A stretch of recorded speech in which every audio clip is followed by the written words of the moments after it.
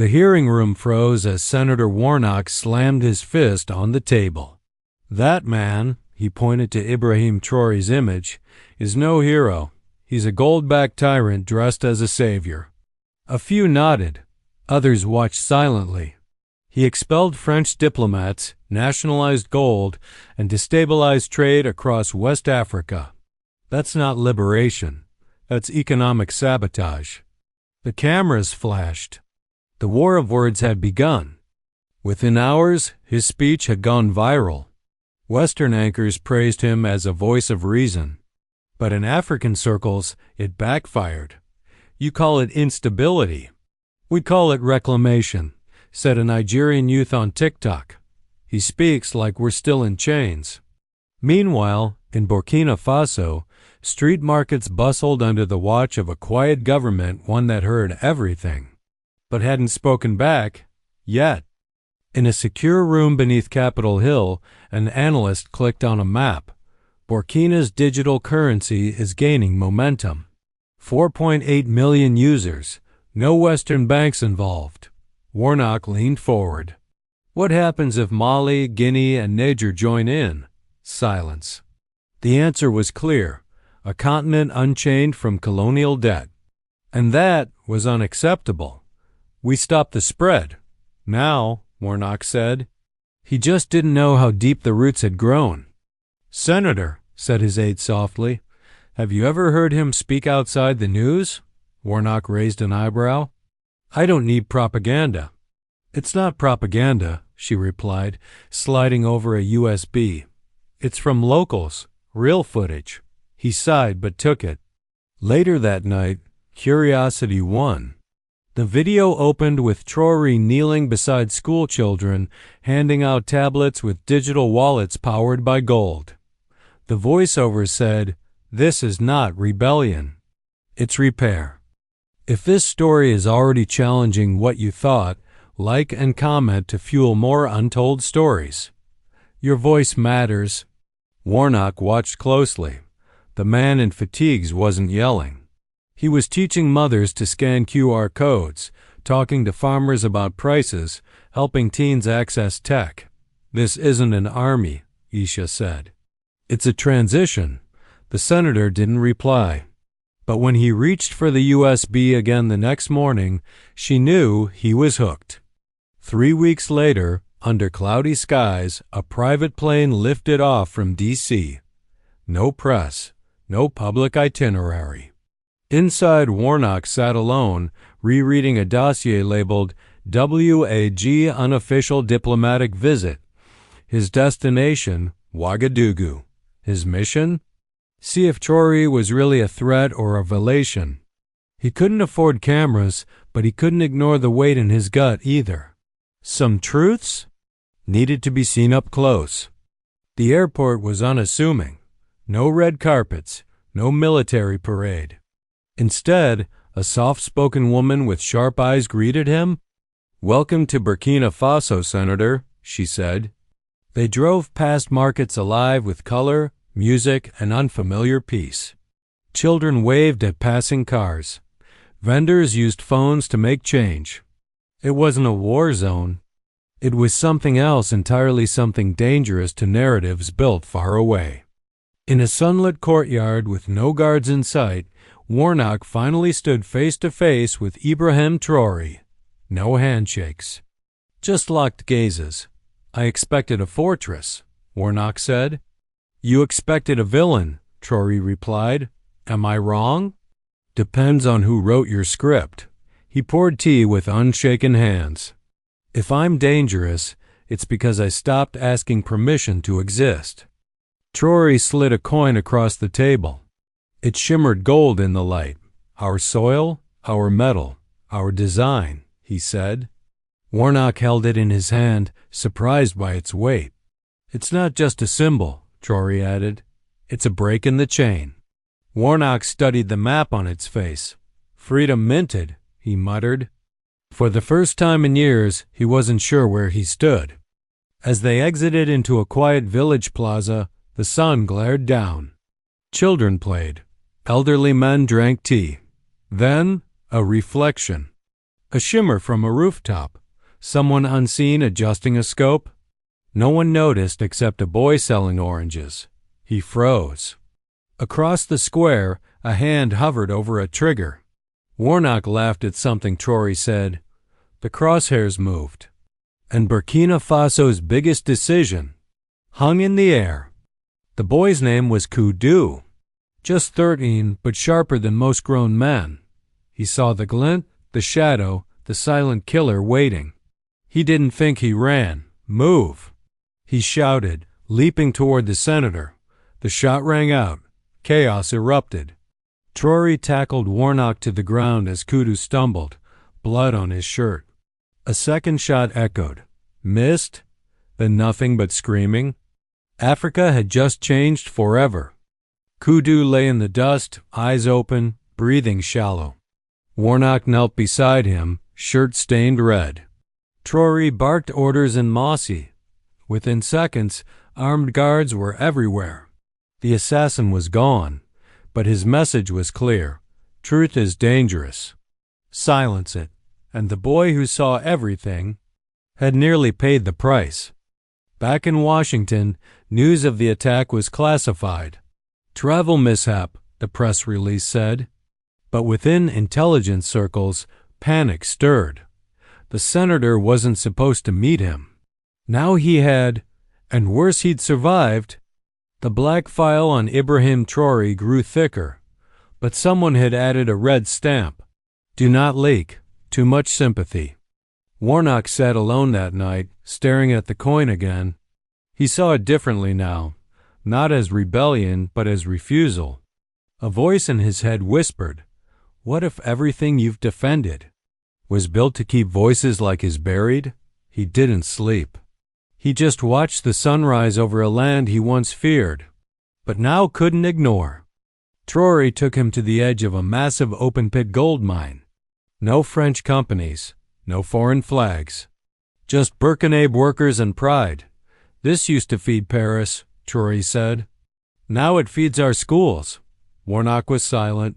He saw no guards, no abuse, no chains, just sweat, unity, and something he'd underestimated, belief. Meanwhile, in D.C., Aisha paced. She'd been digging emails, leaked memos. A familiar name popped up, General M. Logan. Retired, CIA ties. And a payment 7 figures wired just 2 days before the trip. She gasped. The hit wasn't random.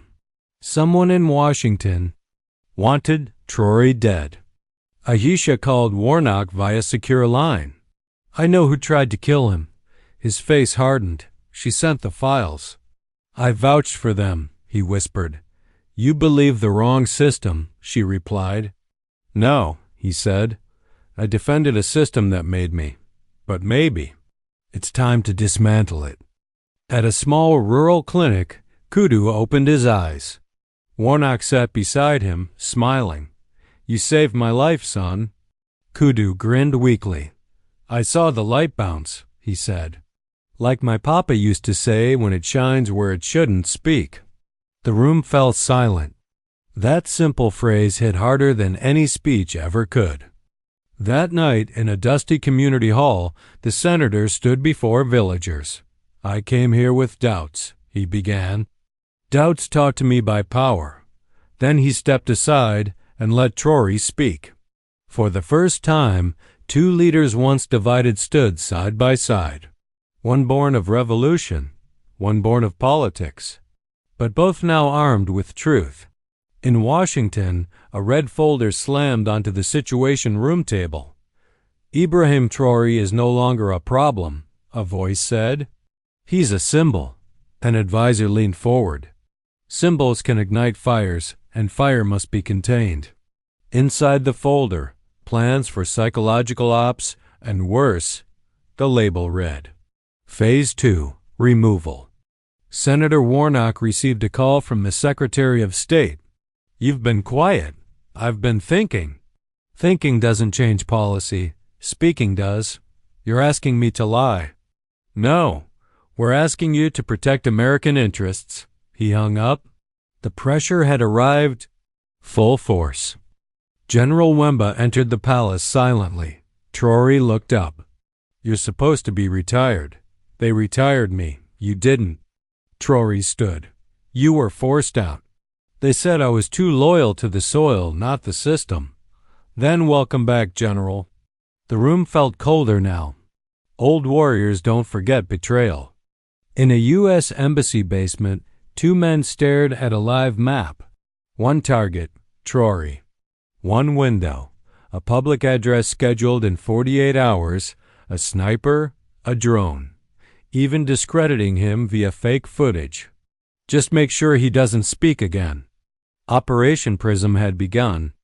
Wemba stepped into Traoré's study, grave-faced. "I trained those men. The ones coming now, I trained them, too. And now they aim at me? They aim at what you represent. Then let them come." "No," Wemba said. "We hit first." The revolution was about to get tactical. The drone buzzed overhead. But on the ground, something unexpected happened. Kudu, still recovering, spotted the man on the rooftop again. "He's back," he whispered to the nurse. Within seconds, Wemba was moving. Another shot was loaded. But this time, the boy didn't need to yell. The guards already had their rifles aimed. The sniper blinked. His lens turned black. Shot fired. But not by him. He dropped. The crowd screamed. But Traoré never flinched. He stood tall, hands folded, and said, "I speak today. Not because it's safe, but because silence kills more than bullets." The speech went viral. Every channel. Every phone. No IMF. No hidden masters. No foreign printing presses. We trade in truth, not fear. Across Africa, youth chanted his name. In Paris, phones rang in panic. In Washington, silence fell. The world had just heard the one speech they tried to erase. France imposed sanctions. America called for stability efforts, but 5 other African nations sent messages. "We're ready to join." Warnock stood before the Senate. I saw who he was. And if truth scares us more than warlords, maybe we need to look inward. The chamber was silent. Burkina Faso received 5 letters in one night. From Mali, Niger, Guinea, Chad, and the DRC. Each sealed with a single phrase. "We're ready." Traoré placed them on the table, one by one. "This isn't just a rebellion anymore," he said. "This is a bloc." And just like that, a new financial alliance was born. Langley was restless. A memo marked urgent landed on the director's desk. Warning: Pan-African alliance forming. Potential loss of leverage over 300 million people. One line was underlined in red. Recommend destabilization of leadership through proxy. But this time, not everyone agreed. At CIAHQ, a young analyst named Jules stood up. "This isn't insurgency," she said. "It's legitimacy." "Sit down," barked her superior. "No, the world is changing. You can't fight currency with drones." But the wheels of empire were already turning. General Wemba struck first. A covert French intel station in Togo raided, data seized, maps, names. And worst of all, a hit list. Traoré was number 1, but Warnock was number 3. "I never even knew I was on it," the senator said. "That's because you weren't supposed to. If you're still here, you already feel it. They won't show this on the news, but we will. Like, share and subscribe if you believe stories from the ground can shake empires from the top." With 6 nations on board, gold-backed trade launched. Fuel arrived from Iran, tractors from Brazil, laptops from India. But the West struck back by cutting undersea internet cables. "We control the wires," they whispered. But they forgot, Traoré smiled. "We control the towers." Within 72 hours, Burkina's engineers launched a backup mesh network. Old routers, solar panels, school laptops wired together. No satellite, no dependency. Just pure ingenuity? Africa was now uncuttable. A journalist tweeted, "They didn't go offline. They went off-grid." In a historic session, the African Continental Congress voted. 14 countries, one question. Do we recognize the African gold as legal tender? The vote? 12 yes, 2 abstain, none opposed. The chamber erupted. In one night, colonial currency died. But not all celebrated. Inside Burkina, 3 ministers plotted. Too fast, too bold, too dangerous. One made a call to Paris. Phase 4 is a go. They thought they were safe. But Wemba had been listening all along. In a surprise midnight address, Traoré exposed the plotters' live, video, audio, names. "The enemies aren't in the shadows anymore," he said. "They were sitting beside me." One minister fainted, the others arrested, and across the continent, millions whispered the same word. Finally, at a summit in Addis Ababa, 18 African nations signed a new agreement, the Sovereign Trade Alliance. No IMF, no foreign oversight, just Africa for Africans. Traoré stood before the flags. "The chains are off," he declared, "and this time they won't come back." Kenya offered tech, Nigeria offered oil, Ghana offered cocoa. In Burkina gold, a continent once exploited now traded like equals. A new app called Umoja launched. One wallet, one market, one future. Overnight, African youth flooded in. A new revolution had begun this time with code. Back in Washington, the CIA split. Some argued for military options, others refused. "They've won the people."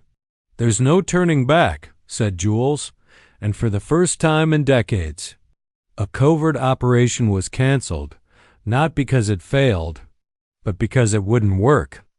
In a dusty Malian village, a grandmother bought her meds. Using her phone, she held it up and whispered, "This is freedom." No banks, no middlemen, just value. Burkina gold wasn't just currency, it was dignity. These stories come from the cracks the news ignores. If you've been moved, let the world know. Comment, share, subscribe. Because this isn't fiction anymore, it's the future they fear. Traoré visited a quiet grave under the Ouagadougou sun. "Thomas Sankara," he said, "your dream didn't die. It was waiting." He placed a single coin on the stone. "It finally has a heartbeat." At the UN, global eyes turned as Traoré stepped up. He paused, then spoke. "Decolonization isn't complete when money stays foreign. Freedom isn't real if systems stay colonial. Africa isn't rising. Africa is awake." Thunderous applause followed. BRICS nations invited Burkina Faso to join. African universities saw a spike in economics students. France announced it was reviewing its role in Africa. Too late. The tide had turned, the continent had found its voice, and it was no longer asking. A young boy sold mangoes in the same market.